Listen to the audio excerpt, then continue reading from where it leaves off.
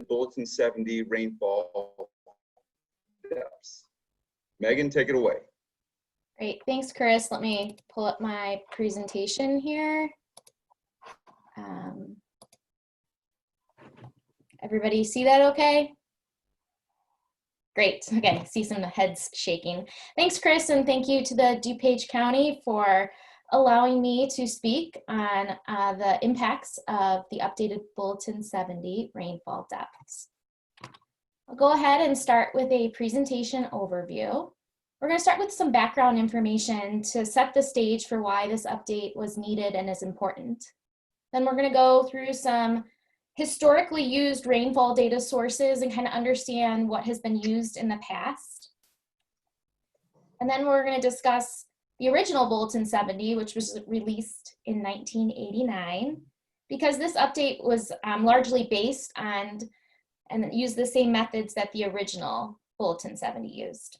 Then we'll go through the updated Bulletin 70 results and finally discuss the impacts.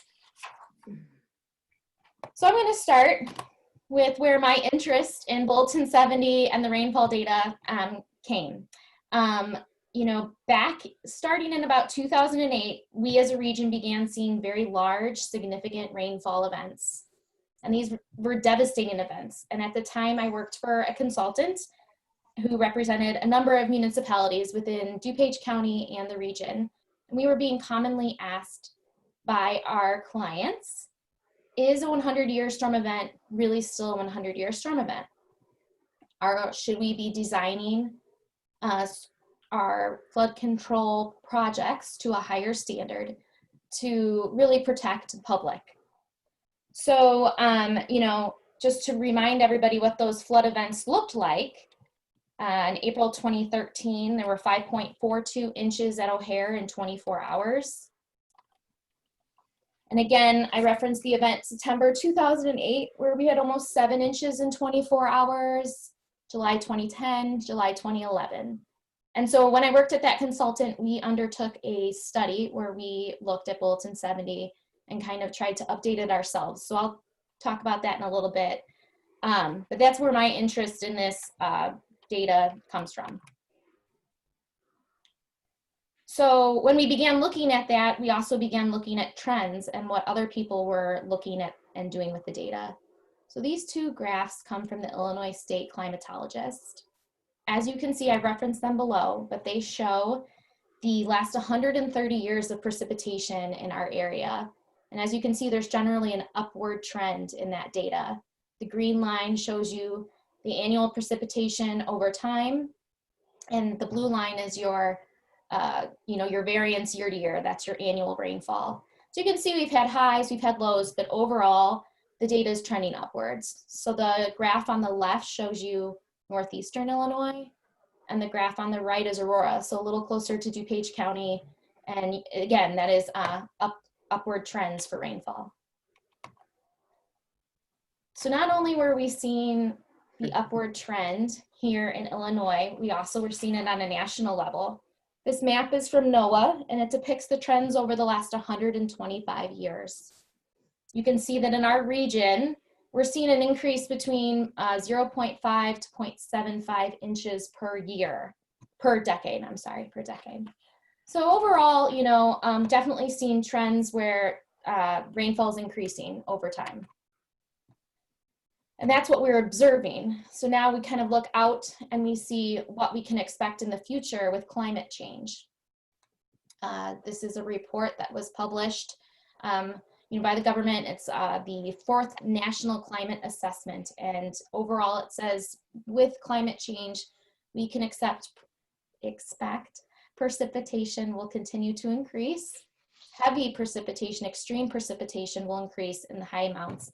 And we will continue to observe those large storm events. And, you know, I think all of us who are familiar with our region and do work in the region, you know, that's just a given, right? We know that the storm events are going to continue, and we're going to continue to see these events, and we need to be prepared for them. So what kind of data do we have in the region to help us make these decisions? So this is a map of the USGS rain gauge network in Illinois. And this actually was taken this morning. So you can see there was some rain downstate, you know, a little bit up by us, but not too much. And these gauges are maintained by a number of agencies throughout the region. And the different gauges measure rainfall in different amounts from 5 minutes to an hour. And many of these gauges also have stream monitoring. There is also the Cook County Precipitation Network, which is a really great resource in our area because it has 25 gauges spread pretty evenly out throughout Cook County. And it has data collected since 1989, really robust data set with 10-minute and hourly rainfall data available. So in the past, we've used a number of different resources for rainfall, including TP40, which was published in 1961, Technical Letter 13 in 1970, the original Bulletin 70 in 1989, Bulletin 71 in 1992, and NOAA Atlas 14. Technical paper, I'm going to really touch briefly on these past data sources, but really what you should notice is how old these data sets are and how infrequently we are looking at rainfall data, or have in the past looked at rainfall data. So this was published in 1961. It was a national study, and their data set ended in 1958. So it's over 62 years old. And this data, TP40, was still being used within our region relatively recently as a standard. And again, you can see that that data is really going back to 1958. Technical Letter 30 is the precursor to Bulletin 70. It was published in 1970 by the Illinois State Water Survey and was specific to our state, and again gave rainfall for various storm durations and storm recurrence intervals. So now let's go ahead and dig into the original Bulletin 70. It was published in 1989 by the Illinois State Water Survey. Jim Angel, you'll see his name again in the update for Bulletin 70. He was an author of both. He is our very recently retired state climatologist. And this study was based on 61 stations throughout the state, with the rainfall records ending in 1983. So again, you know, quite some time ago. I believe that was about 37 years ago. And we were using this as our data, our measurement for data up until beginning of the year. So I don't want to get too deep into the details of how they did the data, but just so you understand, 24-hour rainfall was used to determine, so 24-hour rainfall was used, and then a scaling factor was applied to that rainfall data to convert to the other storm events durations. So the storm events that were the 1 hour, 2 hour, 6 hour, 18 hour, 48 hour, those were all scaled either up or down using a scaling factor. So not only was sectional rainfall depths developed, but also isohydal maps were developed, and I will be presenting those on the next slide. The big thing to remember is the 100-year 24-hour rainfall depth for northeastern Illinois was 7.58 inches. And this was the rainfall depth used for many of the surrounding counties. Lake County and Will County utilized the isohydal depths of 6.5 and 8.34 respectively, again for that 100-year 24-hour rainfall depth. So when I talk about the isohydal maps, those are the ones on the left and the center. The one on the left is obviously for all of northeastern Illinois. The one in the middle is for that separate study area, which is really suburban Cook County. So the different lines on the map represent different rainfall depths. And again, you can see up in Lake County, it's lower, up at 6.5, and down in Will County, it was closer to 8.5 inches. On the right is a map of all of the stations that were used to compile this information. So real quick, I just want to circle back to where I started. Like I said, I worked for a previous firm where we did take on an independent study in 2014. Myself and Hamed, he was a postdoctoral student at UIC, prepared a rainfall analysis based on that Cook County precipitation network that I previously discussed. Again, that was 25 stations in Cook County. We used hourly rainfall data, and we used a period from 1989 to 2013. Upon the suggestion of the Illinois State Water Survey, we used an L moments analysis and were able to calculate rainfall depths for the 2, 5, 10, 50, and 100-year rainfall depth, recurrence intervals with storm durations of 1 to 24 hours. And we actually calculated those. We didn't apply a ratio or a scaling factor to calculate the smaller storm events. And again, I'm not going to go too heavy into the details about the statistical analysis that took place. We applied many of the suggested tests by the Illinois State Water Survey to that. And I would just like to briefly present our results, which were completed in 2014. And the interesting part is, if you want to go ahead and look at the generalized extreme value 100-year 24-hour rainfall depth was 8.6. And I'm going to go ahead and do a little spoiler alert. The new Bulletin 70 is 100-year 24-hour rainfall depth is 8.57 inches, where the old Bulletin 70 is 7.58 inches. So you can see it's almost an inch increase. And it's just interesting that it was approximately the same to what we're about to discuss, which is the updated Bulletin 70, what the Illinois State Water Survey is now calling Bulletin 75. So very quickly, the State Water Survey began its study in 2017, and it's designed to take into account observed climate change, not future climate change, just what we've observed up until this point.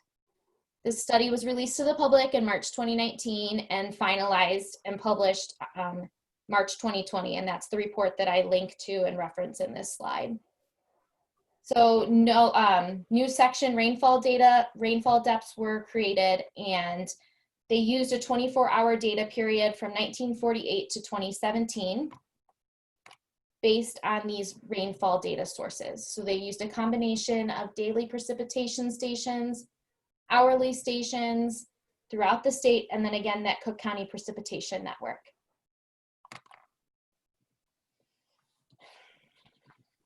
So now getting into kind of the details, again, they used an L moments method for this analysis. Again, not going to get too far into the details of that and bore you with that. The one thing that's interesting is they adjusted the results from the annual maximum series into a partial duration series. An annual maximum series would take the highest rainfall depth annually throughout your entire data set and aggregate that. A partial duration series would look at every depth, the highest depths regardless of the year it took place. Then finally, that last bullet point to make the daily and hourly data comparable, a conversion factor was used to convert an observation day, which think of that as like a calendar day, to a 24-hour event. Because as you are aware, many of our storm events do not like to stay in a calendar day. They probably straddle over 2 calendar days. And so they used a conversion factor of 1.13 to make that adjustment.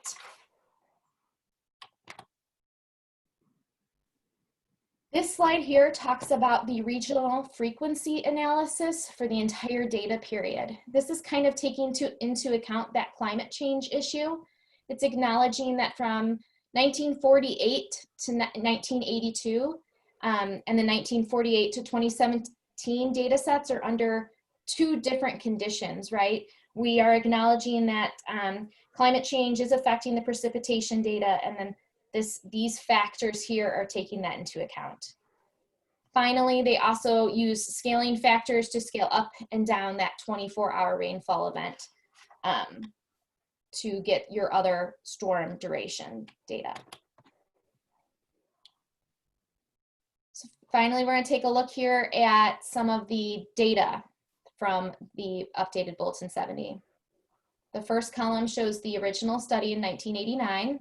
The middle is the 2019 Bulletin 70 rainfall depths. And finally, the difference. So as you can see, that difference, and this is just for northeastern Illinois, that delta, that difference increases as you get farther down that duration, the storm events. So with the longer storm durations, that's when we're seeing those significant increases in rainfall. And again, the 24-hour 100-year rainfall is 8.57 inches. The 10-year 24-hour is 5.15 inches now. And you can see that's compared to 4.47 and 7.58 inches. This image here shows the old on the left, the 1989 Bulletin 70 data, and on the right is the 2019 Bulletin now 75 data. You see significant differences as you go north in the state and not so much as you go south in the state. And this is for the 100-year 24-hour rainfall or storm event. So it's just interesting as we actually see a decrease in the 100-year 24-hour rainfall depth for the most southern portion of our state.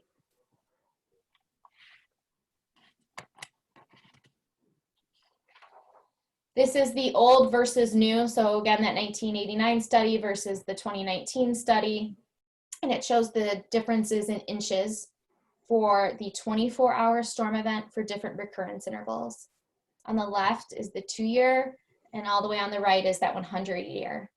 So that's just the difference between the two. It's not the actual rainfall depth for either study.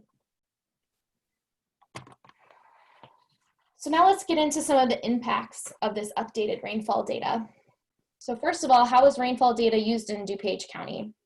100-year, 24-hour rainfall depth, now 8.57 inches, is used to size stormwater detention. Again, that used to be 7.58 inches.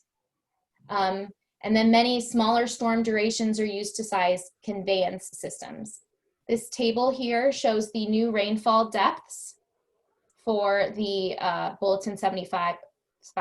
So the column on the left is stormwater duration, and the row along the top is the recurrence interval. So they have provided data from the 2-month storm all the way to the 500-year storm, and storm durations from 5 minutes to 240 hours. So obviously with the adoption of these higher rainfall depths, stormwater conveyance systems will most likely be upsized now and to provide increased capacity. Regional development sites that were previously permitted, not fully developed, may need to be retrofitted to provide increased capacity. And the effect on stormwater detention volume varies by county and by site as you run through your calculations, but obviously it will most likely increase. The impacts to roadway projects. This is an example of an IDOT project. So for 2,100 linear feet stretch of a 2-lane road, the use of these newer rainfall data caused an additional inlet. This particular example did not warrant any upsizing of storm sewers, and it didn't require a 10 to 20% increase in required stormwater detention volume. The tollway as well is requiring new Bulletin 70 data be used. Some of their ongoing projects are being grandfathered in, but any new projects would be required to use this new rainfall data. Again, inlet spacing and storm sewer sizing calcs would be similar to what IDOT would see, and stormwater detention and storage would also likely increase. So other impacts to think about in regards to roadway projects would be any unstudied waterways with no regulatory model. You would have to incorporate the higher rainfall the Bulletin 75 rainfall depths into your hydraulic and hydrologic modeling. Higher rainfall depths may increase bridge culvert sizing and affect freeboard criteria. And so, you know, again, it depends on which agency you're working with, how those calculations will turn out. But big takeaway is that we are using higher depths in our calculations. And so we should expect increased sizing, increased volume and whatnot. Thinking about floodplain studies, IDNR, the Illinois Department of Natural Resources, has adopted the updated Bulletin 70 rainfall. So this would affect any new floodplain mapping or boundaries, any previously studied areas approved by FEMA. Those maps are going to stand, you know, for the foreseeable future until they're reinvestigated. So in conclusion, updated rainfall data is being used widely throughout Northeastern Illinois now as the design standard. It's also important to remember that this was designed to take into account observed climate change, not future. So that's something to think about when you're, you know, thinking about freeboard and whatnot, and within your design. Overall, stormwater detention systems will potentially need to be larger, along with those conveyance systems. And then finally, those future floodplain studies and unstudied areas will need to utilize Bulletin 70 rainfall depths. So I'm gonna finish up here. This is my contact information if you have any questions. And then I included a picture of my son in the West Branch from this weekend, enjoying quarantine life and trying to get out when we can.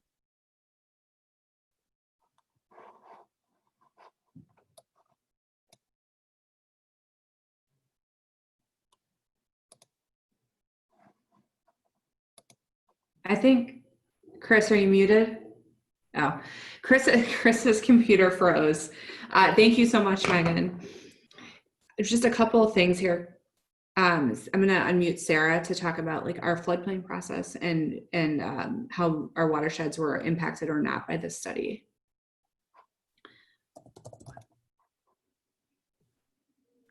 Thanks, Mary. Sorry, wasn't quite prepared for that. And it does look like Christopher's back. So you could switch it back to him if you want, or I can cover this for a little bit. Great presentation, Megan. Covered a lot of stuff, and we're all trying to tune in to what this means for all of us as we've been going through it. It means a lot for a lot of the smaller drainage areas. One of the things specific to DuPage County, since we are the host of this, is that we've modeled many of our watersheds and floodplains in a different type of model. And with that model, it kind of already takes into account many of the studies you've talked about. We look at historical data and use statistical analysis to develop our floodplains rather than using some of that older data you referenced. So for a lot of our residents who live next to the streams and have already been remapped, they won't see a difference in our mapping. We will see a difference, as Megan explained, in the detention criteria. And so for what it's worth, we're all tuned into it. Hopefully, by utilizing this new study, we can prevent future impacts for some of those drainage areas and work to improve our drainage and flooding situation. And Christopher can take the rest of these. Okay, sure. I just had a quick question. Megan, do you have any thoughts about why, you know, for the 100-year 24-hour, like the northeastern and northern part of the state, we're seeing increases by about an inch, Right. whereas the southern part of the state is seeing decreases in the 100-year 24-hour rainfall amount. Do you have any thoughts about that? So my initial thoughts is that may be attributed to potential climate change, you know, the heat island effect and just the increase of severe storms that we are seeing up here, and that's what the data is reflecting. Downstate, you know, they are seeing, and also downstate, their rainfall depths were higher to begin with. They were closer to that 8 inches, where we were about a ½ an inch lower. So, you know, they're not going to see as significant of an increase overall. Okay. Very good. And we had one more question come in. You know, you mentioned the update impact detention.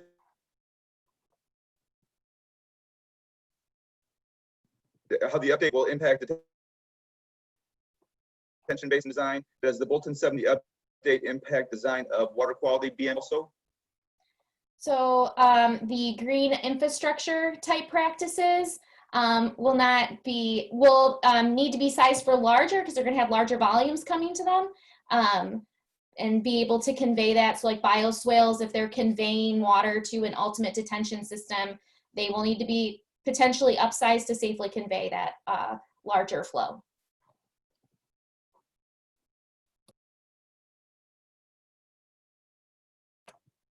Did we lose Chris?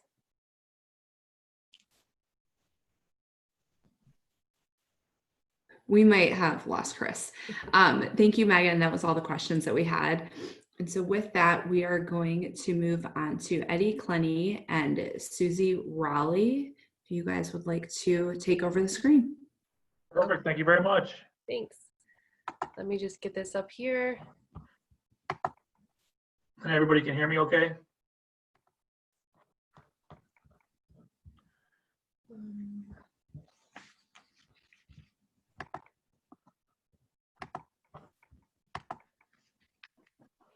Okay. Can you guys see that and hear me okay? Got it. Great. Well, welcome everyone. Thanks for having us today in today's webinar. Hopefully everyone is staying safe and healthy these days. Also want to say thank you to DuPage County and the Conservation Foundation for having us today and helping to host this webinar. My name is Susan Raleigh. Again, I'm the Assistant Vice President, Ecological Consulting Director for NCAP. I've been with NCAP about 15 years, helping to work on consulting, permitting, design build projects, and green infrastructure projects. I'm also going to introduce Eddie Clenny. He's one of our ecological restoration superintendents for NCAP. Together, we're going to talk to you today about Bayes Park Rain Garden from conception to implementation. So a little bit of an overview for today. I'm going to be handling items 1, 2, and 3. So I'll be talking a little bit about the background of the project, location and some project goals, the funding and the project team. Also talk about the conceptual planning, percolation, infiltration testing that we did, the design, wetland delineation, and then native landscape plan. And then finally, I'll talk about the permitting for the project through Lake County, the U.S. Army Corps of Engineers, and the Village of Tower Lakes. And then Eddie's going to touch on the construction, going through the grading and planting, mulching of the project, the maintenance work that was performed, and the final product, and then also some rain event documentation, success, and takeaways that we had once the project was completed. So to start, location, the Village of Tower Lakes is an incorporated village that was incorporated in 1966. It's located in the southwest corner of Lake County, about 39 miles from Chicago's Loop. The population is just over 1,300 residents, and the village occupies about 1.1 square miles with just over 430 single-family homes. So it's a relatively smaller village. The community is located in the Tower Lakes Drain, which is a subunit of the Nine Lakes watershed. The village features 2 primary lakes that total about 90 acres, which you can see on the map there. Several small streams enter into the lakes and ultimately exit via a dam at the south end that leads then to the Fox River. The topography of this community, in some areas, there's a 30-foot elevation drop, and that basically all the overland flows of water leads directly to those lakes, either through permeable pavers, culverts, or turf grass swales. It's a community with mostly septic systems, only a few storm sewers, and again, those overland vegetative swales that lead to the lakes. Tower Lakes is present on the EPA's 303D list for impaired inland lakes for phosphorus, fecal coliform, total suspended solids, and aquatic plants. The rain garden that we're going to discuss today is located at the end of Essex Drive and Warwick Road. It's shown in the picture to the right. This rain garden was part one of a three-phase project that the village wanted to do. And the site was specifically selected for the volume of runoff received, the soils that are there, and the best design to reduce the local pollutant loads. So some of the main project goals for this project specifically were to reduce nuisance flooding of the parks, streets, and the common areas, help to improve water quality in Tower Lakes and reduce non-point source pollution that reaching the lakes and the aquifers that are located below the lake. Provide an open space amenity that had aesthetic and habitat value for local fauna. Manage stormwater runoff in a sustainable manner. Promote infiltration and stormwater storage. Reduce the volume of stormwater entering the aging infrastructure of the drainage systems in the village. And then a big part of this project, or one of their main goals, was to increase community awareness of the positive impacts of rain gardens and biosoils in the community. Through this education demonstration, they wanted to encourage private homeowners to have their own projects in their yards. I'd also like to turn some of your attention to the location of the tennis courts. That's going to be a theme that we bring up throughout this presentation. It's located just west of where the proposed rain garden was put in, and the rain garden is located in blue there. And then the picture on the right shows basically what a typical storm event after that would happen. And again, showing the tennis courts there reaching a couple feet of water, basically that would pool up there inside and around the tennis courts. So this project did receive several funding assistance and sources for funding and also matching grants to help complete this work. The initial grant application was completed in 2015, was awarded in 2016, and then construction began in 2017. The Illinois EPA 319 financial assistance agreement provided the base for the funding that the village would then be responsible to help with match funds. The funding match came in the form of cash split evenly between the Village of Tower Lakes and the Tower Lakes Improvement Association, with also some more generous support grants from Lake County Stormwater Management Commission. And then the remainder of the matching funds were in-kind matching credit for labor and educational hours that came mostly from the community. The project team, we had a lot of project team partners in this, Village itself, Shim Consulting, Sysmex America, the Tower Lakes Improvement Association, NCAP, Tower Lakes Drain Partnership, the Nine Lakes Partnership, Barrington Area Conservation Trust, Illinois Lakes Management Association, and then Lake County Stormwater Management Commission. So for the initial planning and design, we wanted to make sure that we sited the location of the rain garden in the right spot. Wanted to find somewhere that was an existing depressional open space area that was infrequently being used by the residents, and that also was hopefully in an existing turf grass area that was part of the an existing drainage pathway. For our initial investigation evaluation, we did review the local storm sewer maps, topography and soil maps, drainage runoff calculations, and then we performed infiltration tests, which I'll talk about in a second. The picture on the left, bottom left, indicates the proposed location of where the rain garden was going to go, which is basically in the catchment area, and that's outlined kind of in red if you can see that. It's about 25 acres worth of catchment area, mostly coming from Route 59. It's all kind of going into that one location where we put the rain garden, and then eventually outflows to the west towards the tennis courts. And then the picture on the right just shows a visual of what that looks like, where the water flow path and drainage path comes in through that turf green space area, and then the tennis courts are there in the background. So for our hydrology or infiltration testing, we performed was critical to the design and sizing of the rain garden.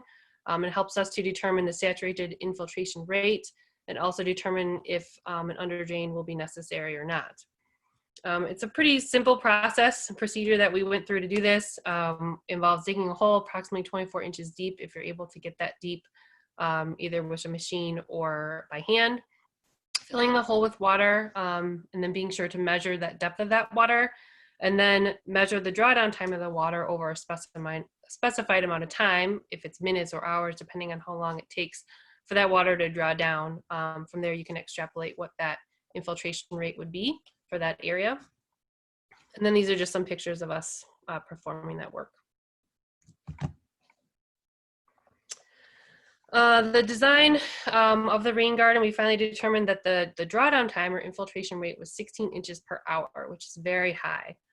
This is mostly because the area soils were mostly comprised of sand and it had very limited clay content.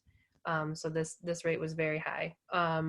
We also used the 10-year, 24-hour rain event to base the design off of with TR55 runoff calculations to help size it. The rain garden totally measures right around 7,800 square feet in size, with about 12,340 cubic feet of capacity. The garden was also designed with a gravel substrate that was eventually tied into a natural layer of sand for added infiltration. Runoff from the roadway swales and drainage pipes were to be diverted into the garden to ensure that we could capture as much stormwater as possible. And then a riser and spillway system was also designed to allow the garden to shed any water if it did overtop. The picture here shows the back of the berm where we put in the spillway installed to allow for the overflow again towards west, towards the tennis court area. And then overflow pipe was installed, which tied into the storm drain systems. For this specific design, we did not need an under drain heavily because the infiltration rate was so high.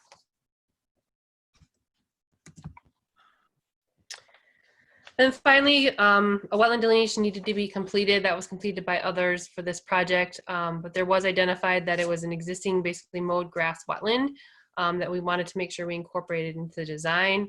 That's shown in the blue outline in the picture. So that helped us to figure out that, you know, there might be portions of this garden that were going to be wetter than other portions. The final grading plan shown here, we had approximately 2-foot high berm around the entirety of the garden. With an emergency overflow on the west side that was about 1.5 feet above bottom grade.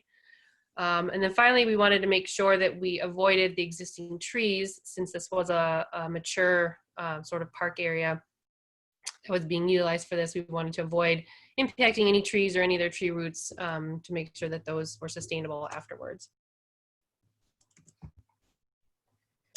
So for the native landscape plan design, we wanted to utilize native plants that were suitable to the hydrology.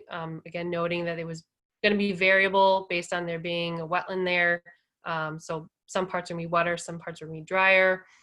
We wanted to pick aesthetically pleasing plants, but that plants that were also purposeful. So we worked heavily with the master gardeners of that specific HOA to pick plants that were suitable. We wanted some that were, you know, staging at different times during the year for the flowering, but that were also attractive to pollinators and worked well together. Additionally, the selection was based, you know, with a goal of educating the community again that rain gardens can be beautiful and be havens for birds and wildlife, and not just maybe an ugly grass area, which was a common misconception of the residents, especially in this area. We anticipate we're going to use approximately 3,000 plugs for the installation of this rain garden based on its size. And then finally, the permitting. So there was some extensive permitting that was required for this project. Because of the wetland being located there, we had to submit for a formal jurisdictional determination through the Army Corps and Lake County SMC. At that time, they determined that the wetland to be isolated and non-jurisdictional. So we did not need a formal permit from the Army Corps of Engineers.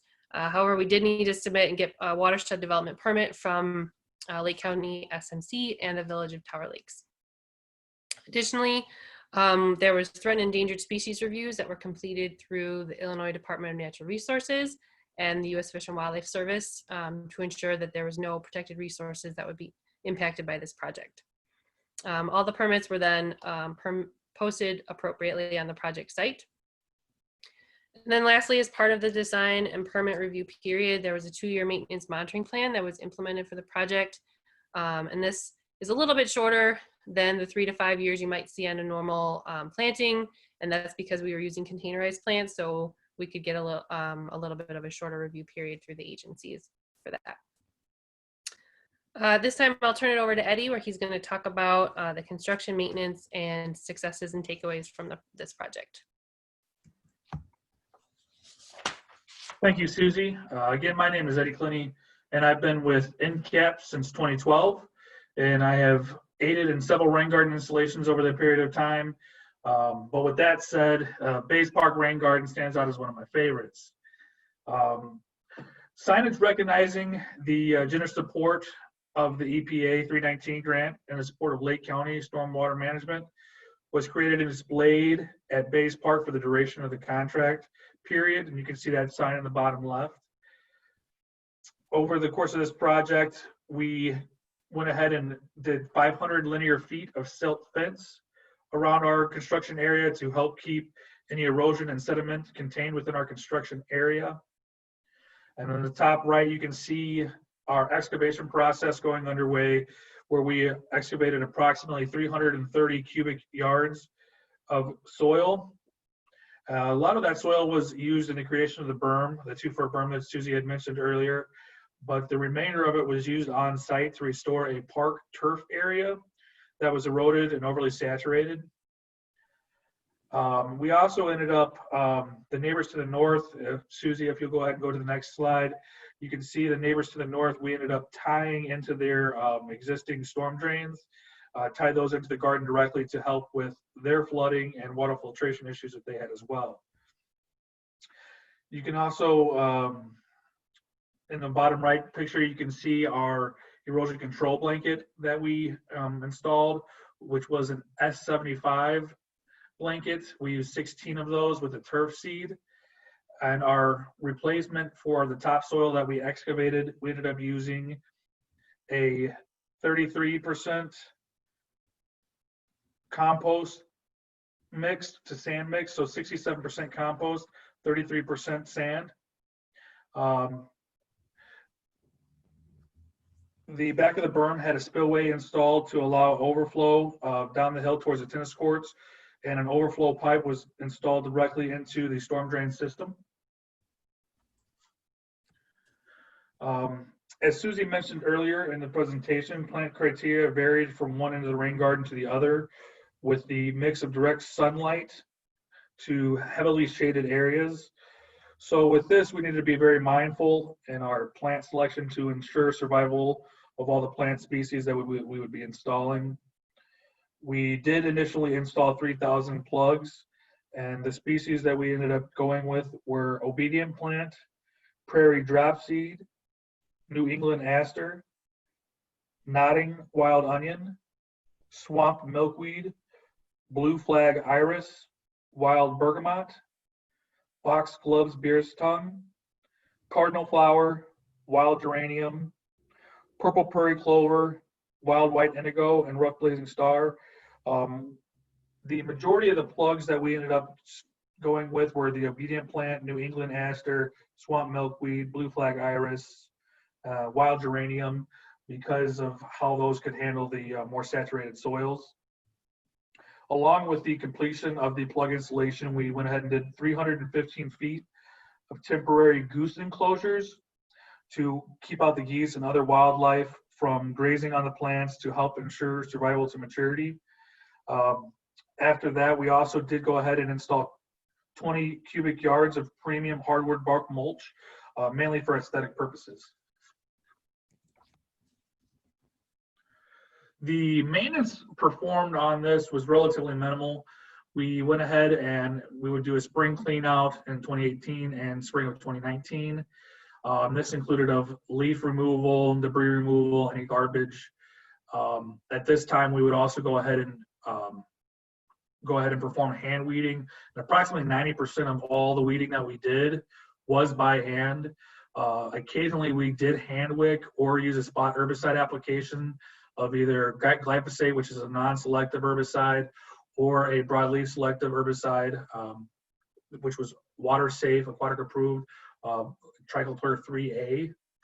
In spring of 2019, we did go ahead and remulch this rain garden with approximately 10 to 15 more cubic yards more of mulch.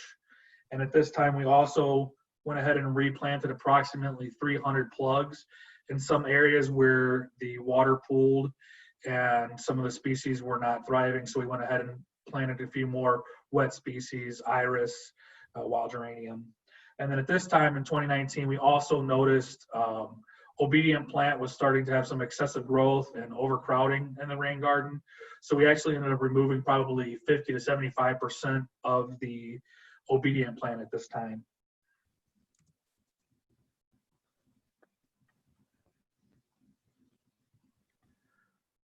Early tests indicated that this rain garden was going to function very well. We actually recorded a 25, 50, 100-year record high rainfall within 90 days. During these storms, the garden was observed to fill and to overflow fiercely into the overflow pipe and subsequently over the spillway. Even at this time, without the plants of maturity, the garden functioned as we expected, and the filtration was beautiful. You'll notice in the bottom left picture there, you can see some mulch. We had some mulch movement with the severe flooding over the spillway, but overall, we were pretty happy with that. Less than 90% or more than 90% of the mulch stayed intact and stayed in the rain garden.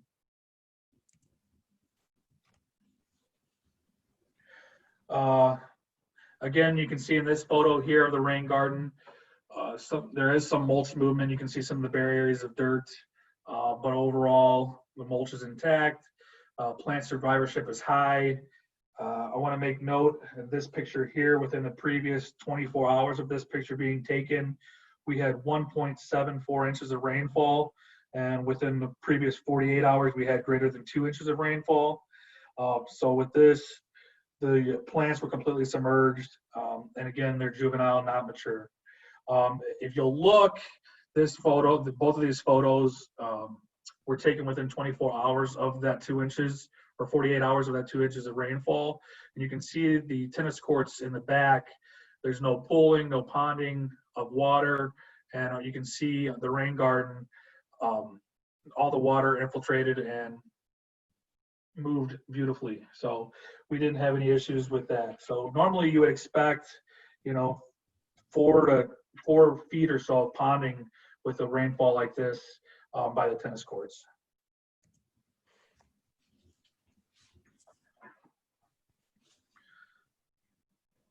This picture here is in 2018, which is just a year after the initial install. And I think this picture is a really good indicator of above average growth for one season. The garden is thriving at this point, and we would have expected, 2 to 3 growing seasons to see this type of fullness and plant growth and maturity. But you can see here, some of the iris is well over 2 feet tall, and everything is very thick and functioning very well. Here's another picture of the 2019 season. Again, filling in even more, you can see some slight water saturation on the top left. But again, plant species that are there, iris, all of these are just going to filter the water perfectly. And then in the bottom right, you can see the obedient plant. As I previously discussed, we actually ended up removing 50 to 75% of the obedient plant just due to how aggressive it was in this rain garden. Estimated, and I want to stress this is estimated, non-point pollution reductions, sediment load reduction of 188.5 tons per year, total phosphorus reduction of 712 pounds per year, a total suspended soil reduction of 370,000 pounds per year, and nitrogen reduction of approximately 4,300 pounds per year. This top right photo here, you can see is the tennis courts again, which is an ongoing theme of this. But again, this is after a very heavy rainfall event, and there is barely any pooling, any ponding. So it just goes to prove how a good rain garden that functions how it should can really help things out. One of the big things on this project, as Susie mentioned earlier, was community awareness. We now have, or the Village of Tower Lakes has over 20 registered homeowners with the DACT. At the beginning of this project, we had 2 residential rain gardens. At the completion, we had over 10. So public awareness and involvement was super important to us throughout this whole process, and community outreach was super great. You can see in the bottom right, this was a sign that was used for educational purposes for the residents of the Village of Tower Lakes. And this was just another way for us to reach out to the community, help educate them, and help them understand that, you know, even at a residential level, they can help make a difference. Conclusions and takeaways. Planning and siting is critical to the success of any project, and utilizing the existing topographic and drainage features was super important for this individual, where we had 25 acres of water drawn in. The location was super important. One big thing is don't over-engineer it. Sometimes a simple concept that functions is better than something being overly complicated. And it's always important to utilize a contractor that understands the concept and purposes of a rain garden or whatever it is that you're looking to implement. And maintenance and adaptive management is key. Again, being able to be flexible. We had installed, you know, several hundred plugs of the Obedient plant that ended up being way too aggressive in this particular situation. So we ended up removing those. So just being flexible and being open-minded, being willing to work with residents, answering questions, and all that is super important, especially when you're working in a residential environment. Some additional benefits and results that we saw was improved water quality locally and downstream, increased groundwater filtration, soil stabilization, and a reduction in sediment loads on the surrounding water resources. And a huge bonus was improved wildlife habitat and improved aesthetics. This is now, instead of being an eyesore for the community, this is now a very good focal point. And while I was out there performing maintenance on this, you know, on any given time that we were there, it wasn't uncommon for us to see 5 to 10 residents stopping by, chatting, and just really being overall very pleased with the rain garden itself and how it looks, and all of the amphibians and reptiles and wildlife that it attracted. So with this, I'll open it up to any questions or comments. Thank you. Thank you. Thanks, Susie and Eddie. Great presentation. We have had a couple questions come in, so I'm going to go ahead and read those off, and if you guys want to go ahead and answer them, that'll be fantastic. I know you guys talked about community involvement and community awareness, but we have had some struggles with that. And so you know, just kind of wondering if there were any concerns from any residents that weren't on board with the native plant installation, and what you guys did to address it. Yeah, I can start. Yes, I mean, there's always people who are not on board with any native landscape project. You know, there's usually concerns with mosquitoes and things like that always come up. There was, like Eddie had said, there was so much involvement initially in the planning and design. There was different board meetings and public meetings and site meetings. People came out and all these issues were discussed. So, I mean, we always just try to reiterate to people that the more you can provide an actual habitat for the species, especially when you talk about mosquitoes, if you can provide a habitat for the frogs and the dragonflies and things that are actually going to help eat those mosquitoes, you might see reduction. Whereas, you know, when you see ponding in just a turf grass area, it's going to provide a habitat for the mosquitoes to thrive and produce their offspring with not as many natural predators. So the more you can provide that, I think talking through that with them, you know, more often than not is usually helps. But that was probably the biggest issue that we had. You know, the other issue probably that came up is just the unsightliness of potential native landscaping. Some people think it looks kind of wild and kind of ugly. So just making sure, you know, that we pick the species selection, I think was critically important for this project, to make sure that we pick plants that would be pretty, and also not get maybe too wild in that looking, potentially to look wild. So those are probably the two common things. And it just comes down to communication and discussions with the community as much as you can. Reaching out, there was also like brochures and flyers and all sorts of mailings that would go out to try to get more community involvement. Got it. One Thank thing- you. Oh, One yeah, thing go that ahead, the Eddie. vil- Yeah, sorry. And one thing that the Village of Tower Lakes did really well with this was upon completion of this rain garden, and we actually did a second rain garden for them as well, they would do a grand opening party. So this was just another way to get the residents in, get them educated, show them what we installed, why we installed it. So community outreach is just probably one of the most important things, just to try and get everybody on board. Okay. And then kind of as a follow-up to that, you talked about the Army Corps permit and things like that. Who's responsible for the long-term maintenance of the rain garden after the first 3 years? Yes, so that's going to be turned over, and Eddie can maybe speak to it too, but it's going to be eventually turned over to the Homeowners Association. They have a lot of master gardeners and other people really interested in this, and their intent is to have them maintain it long-term for the community. Fantastic. Oh, go ahead. Yep, for Base Park, they ended up using a local landscape company to keep up with the weeding and replanting and mulching and all of that. So I believe they have a 3 or 5 year contract. Don't quote me on that, with a local landscaping company there just to keep on top of everything. Okay.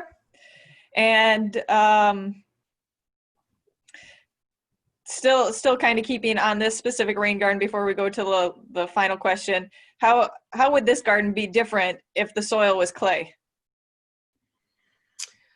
Well, for the design of it, we most likely have to put in some under drains to get, make sure that the water does, you want it to infiltrate and absorb and have some of that water holding capacity as well, but you also want it to try to make sure that it does infiltrate and doesn't hold water too long, so that you're going to kill off your plants and everything. So probably we'd have to include more under drains and additional drainage features to make sure that it would drain properly and not hold water for too long. Okay. And then our final question, do you have any advice or suggestions on how to start your own rain garden at home? Basically a scaled down version of what you did. And are there plants you would recommend or leave out with a smaller dimension and space? Yeah, so I actually have a rain garden in my backyard. I have a drain, an overland manhole drain in our backyard when we moved in, and knowing what I know about our work, I said, well, we need to put a rain garden there. So basically we excavated out, or had a landscaper help us excavate out about a foot or two deep around the rain garden area. I'd say it's no more than 10 by 10 in size, little circle. And then the soil amendments that we put in, and just the mixture of soil, again, I use a very similar like 60-30 mix of topsoil compost mixed with sand. That's a critical component, I think, especially of smaller rain gardens, to help with some of that infiltration. So we put that soil back in, and then plant selection, I found that, I used a mixture. I seeded it just because it was cheaper for me. But, the black-eyed Susans work well for the first couple of years if you are looking to do seeding. The coneflowers actually do really well. I didn't have as much water, so a lot of it will depend on how much water you have coming to your area and how long it stays there. We'll base your plant selection on that. So ours was a little bit drier, so I was able to use more of the coneflowers, black-eyed Susans, and I did put some swamp milkweed in there. It's doing okay. Again, it's drier, so it's not as happy there. But yeah, I did put obedient plant in, and it actually is also being very aggressive. So I think I would warn people to avoid that one. It's a great plant. It's very pretty purple color, but it can be aggressive if it really likes where it's living. So Monarda is also another great one if you are looking for a little bit of a drier situation. If you're wetter, the iris works really well, or even sweet flag are two species that do really well. And the swamp milkweed tends to do really well too if it's wetter. Thanks, Susie. Yeah, and from my experience, I do have a wetter rain garden, and I've had luck with irises. So thank you, Susie. Thank you, Eddie. Great presentation. We're going to move on to our final presentation. Tim Holloway from Hay and Associates. He's a senior landscape architect there. And Tim, if you want to take over the screen, go ahead. All right, and why is it not working? Oh, maybe here we go. There you go. That works. Okay, so thank you, and hope everybody's had a good lunch, and we'll wrap this up so we can get on with our day. I was going to talk about successes and setbacks looking at natural landscapes. Specifically, wow, can you see where my cursor is? Is that, oh geez. Looks like I'm being, there. I don't know if you could see that or not. I had a separate pop-up window. But I'm going to talk about the Village of Orland Park's landscape ordinance. I've been consultant for Orland Park for going on 3 years now. Although Orland's not obviously in DuPage, it's very similar to a lot of DuPage communities. Orland's landscape ordinance has some typical requirements, you know, tree preservation, parkway trees, parking lot landscaping, all that kind of stuff. But it has some unique sections that we'll focus on. It has some plant diversity requirements, stormwater management area landscape requirements, and naturalized landscape area monitoring and management standards, including the village requiring 3 years of M&M for any naturalized landscape, even if it doesn't have to do with a wetland permit or anything like that.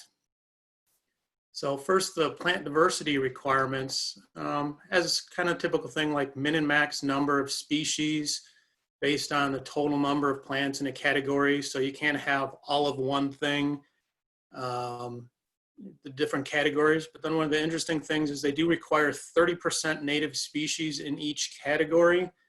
Could be more, but you know, requiring 30% native is a good start for a lot of communities. This is a table right out of the ordinance. It confuses a lot of designers, but within each of the different categories, depending on how many, the total number of plants, so let's say you have 100 trees on your landscape plan, the max percentage would be 30 of one species, minimum 5% of one species. 30 of those trees minimum would need to be native, and you'd have to have 8 different species. So again, just promoting some diversity in the landscape, promoting native species. And the big thing again is, you know, the native species there. One of the things that's maybe a little more applicable to today's webinar is the stormwater management area landscape requirements. The village landscape requirements, landscape ordinance requires native vegetation from the basin bottom to the design high water level. Has nothing to do with wetlands or anything. If you do a detention facility, stormwater management facility in Orland, it has to be naturalized. And even from the high water line, there's an additional 25-foot setback with some fairly flat slopes. So you can't just have those slopes screaming down, and it's all supposed to be naturalized in that additional 25-foot section. I do have naturalized in quotes there because it can be like a no-mow turf or something, but it's still better than just, you know, mowed turf right to the edge like we see in a lot of older basins. And then they also have native tree and shrub requirements. So 1 native tree for every 100 linear feet of basin perimeter as measured along the high water line, native understory trees and shrubs also. And then for every naturalized landscape area that's approved, they have to have an M&M plan, monitoring and management. That M&M plan has to be recorded with the county and runs with the property. So even if the property is sold, it transfers with the property and it's maintained in perpetuity that way. The M&M plan requires includes 3 years and long-term requirements, describes anticipated management activities. Monitoring and reporting to the village are required in the first 3 years. There are specific performance criteria in those first 3 years. and the developer's on the hook for a minimum of 3 years until those criteria are met. When I say on the hook, the village maintains a letter of credit for the cost of installing the native landscape and 3 years of M&M on that landscape, so the developer really is on the hook. Just recent, well, there's always been, I won't say always, but for a long time, there's been a template for an M&M plan for detention and retention basins. Just this spring, we started working on a new template for, we call vegetated volume control BMPs, things like rain gardens and bioswales, trying to get a little more specific to those. And now I just wanted to walk through a few case studies of different projects, development projects in Orland Park. Hopefully I've done a good job of removing any reference to the developers' names, consultant names, contractor names, just so we're not picking on anybody or promoting anybody. Just want to take a look at how some different projects went.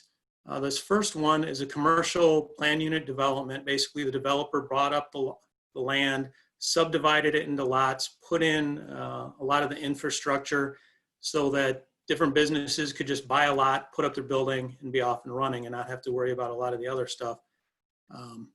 This particular commercial facility had 2 basins. Just going to look at the larger basin. You can see here, this hatched area was all to be seeded with a wetland mix. There's some open water in the middle. There's this nice walking path all the way around the basin. See all these circles for trees. I'd mentioned the village has a pretty strong tree preservation ordinance. So on this one, the developer and their consultant decided to do some of their tree mitigation for tree removal within the stormwater management facility. One thing you can't see too well on here is there is a retaining wall that chases around the inside of this basin. They did that to maximize volume, storage volume. And, you know, included things like benches. We had all the species lists. And there's our detention basin. This whole bottom is supposed to be wetland vegetation.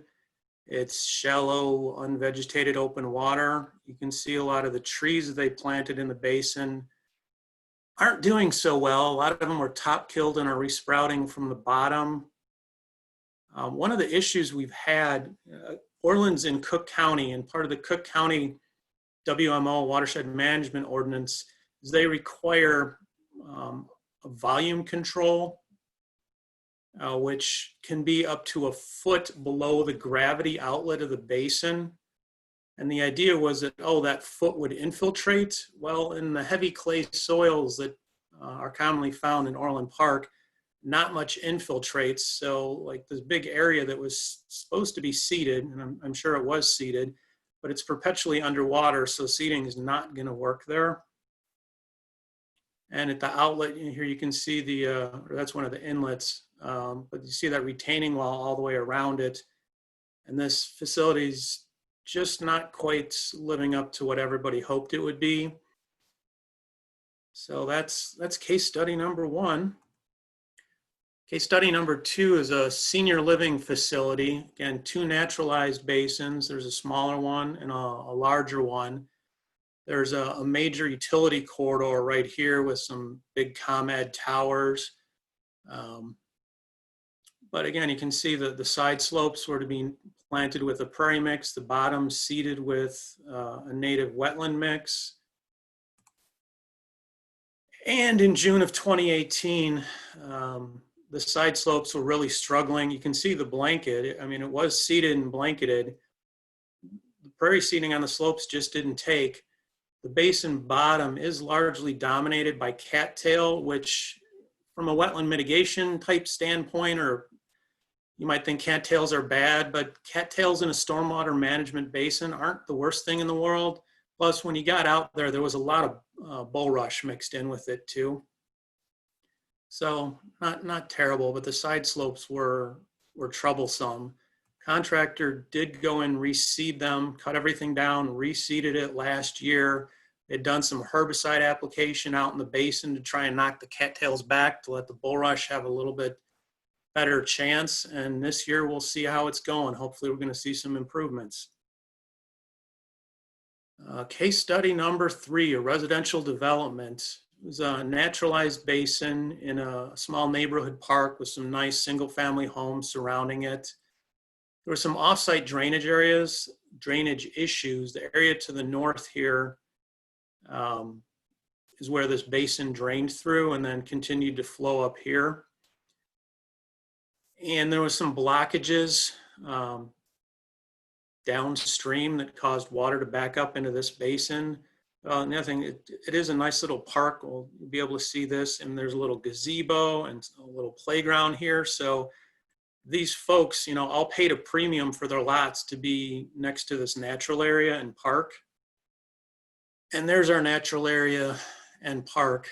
This is when the water level was artificially high because the offsite drainage was backing water up into here. One of the other issues we had was this developer wasn't very good with soil erosion and sediment control when he was building.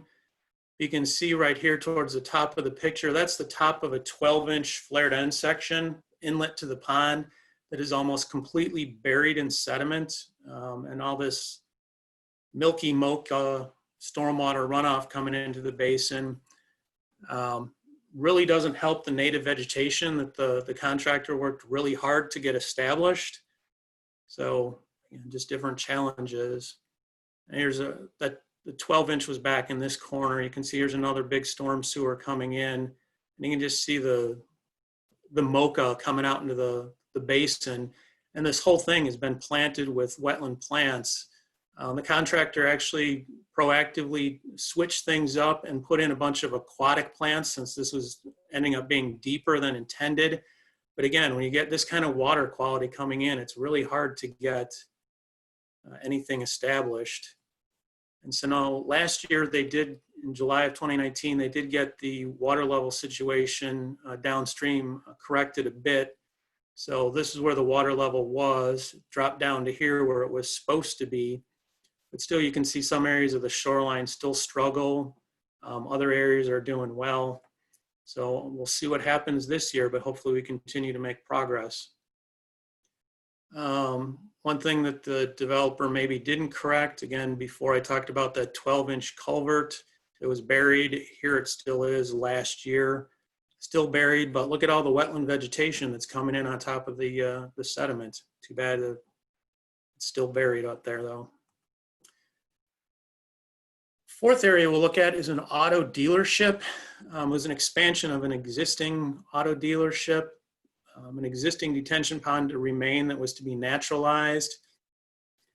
A great plan, had a big rain garden here, a big rain garden here.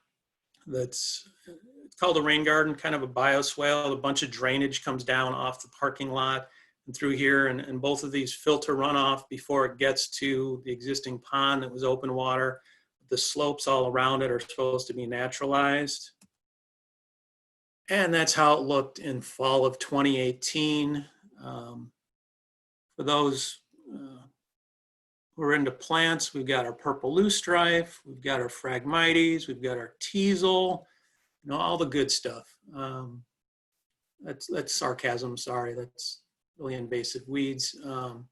Turf grass that's, or it's being maintained like turf grass. It's supposed to be native vegetation buffer. In this case, the contractor said they installed the seed.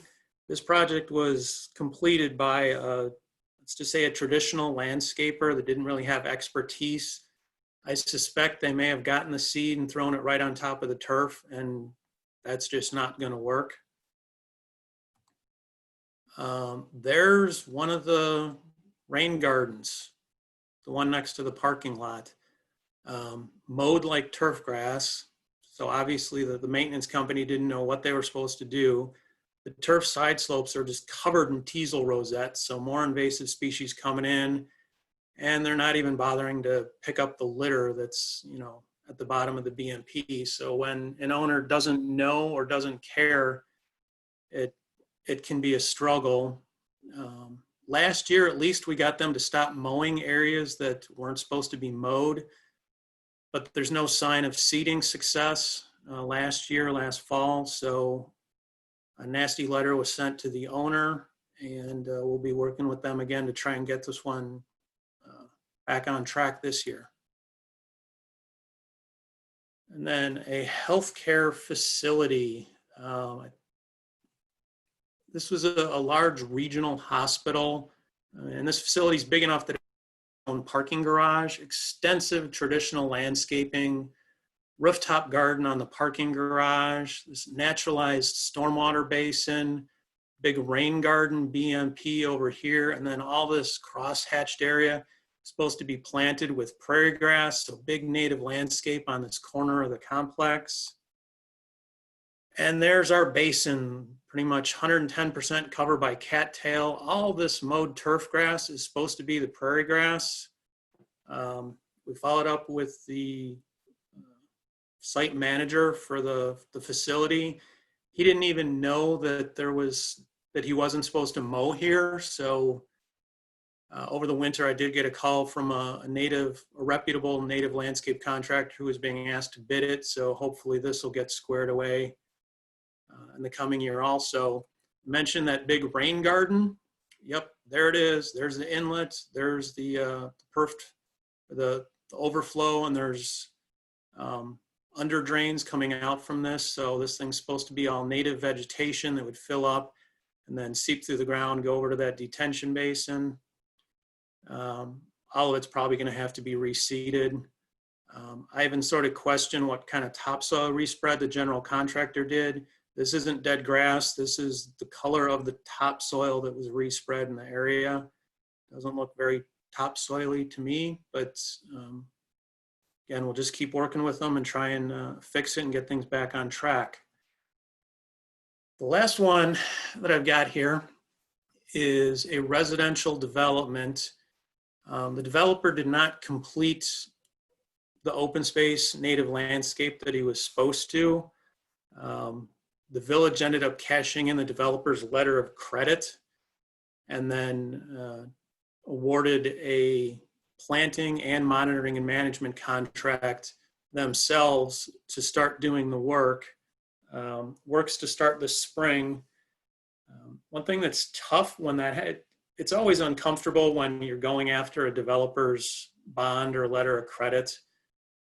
No one likes it to come to that, but sometimes it has to. One of the other challenges with that is legally, whatever the original plan said, you have to use the money from a letter of credit to do exactly that. One of the challenges, this particular development was approved about 10 years ago. So just our knowledge of restoration and plant mixes and all that has changed over the past 10 years. So we still, we're dancing that fine line between using the money for what it was earmarked for, but, applying the best current knowledge that we have. But this is a look at the corridor. It's going to be awesome. It's going to be beautiful when it's done. Right now, this was last summer, it was just unmowed turf grass, creek running through it. The thing that's kind of neat about this, behind these houses over here is a village project, the Stellwagen Family Farm. There's a 20-acre prairie restoration out there that this will join up with, and these trails go through. So it's going to be a nice big naturalized open space. This is a floodplain area. There's a detention basin right back here. There's another one back here. So it's going to be this beautiful community asset, native landscape, but we just have to make it work. So to wrap up, what have we learned? Start with good design always. Again, I had mentioned, the Cook County WMO, the ordinance requiring with the retention volume. They've modified that ordinance now. If you can't prove that you've got permeable soils, you have to put in an under drain. So hopefully that'll address some of those issues. Use an experienced contractor. Nowadays, pretty much any landscaper will say they can do restoration. Some of them can figure it out, some can't. I prefer to go with the folks that have done it before. Make sure everybody understands the requirements from the developer to the property manager to the maintenance staff. Really right to the guy that's out there on the tractor mowing this area. Does he know where to go? Does she not know where to mow? I mean, it's all important. It seems incredibly basic, but as you saw, mistakes get made, and enforcement may be necessary. It's unfortunate, but whether it's, you know, negligence or not knowing or malicious, sometimes the local community needs to have an inspector come out and write the nasty letter. And I'll just conclude by saying if native landscapes were easy, they would be much more common. So with that, I'm wrapping up, and I can turn the screen over back to Mary, and we can move on. Okay, thanks, Tim. Great job. We do have a question or two that came through, and it came through early, so I might modify a little bit based on your presentation. Many of your examples that you provided were about commercial developments. Did you guys or the village work with the developers and the business owners to help educate them with what it is, what's necessary when they install native plants, and how to actually live with native plants, management, and considering them in their ecosystem? All of those sites, part of the approval was not only the plan, but that M&M plan. So all of them had the written M&M plan with 3 years of monitoring and management, and a long-term monitoring and management plan that said, hey, you know, here's the weeds you have to look for, you know, don't mow this area and everything. And basically, I think the consultant prepared it. It got submitted, it got approved, and it probably got stuffed in a folder somewhere, and the developer and their management staff and just probably never looked at it again, but it's there and it's recorded with the property. So got it. Okay, well, thank you. You know, what a great group of presentations to talk about different things, starting with rainfall, and then different varieties of rain gardens and different type of community buy-in. I appreciate all of the speakers today. Thank you for being there, and again, thank you for Mary and Jan and Chris with his dad jokes for getting this organized. I hope that you guys can be here for our next presentation, which I believe is on April 30th. Same bat place, same bat time. Go ahead and register through the link. And I think these have gone well, and maybe even after COVID, we're going to continue something like this. I think it's convenient, and we're actually getting really good participation in them. Yeah. PDH's presentation and link will be sent out after as well. Thank you, Mary. All right. Thank you, guys.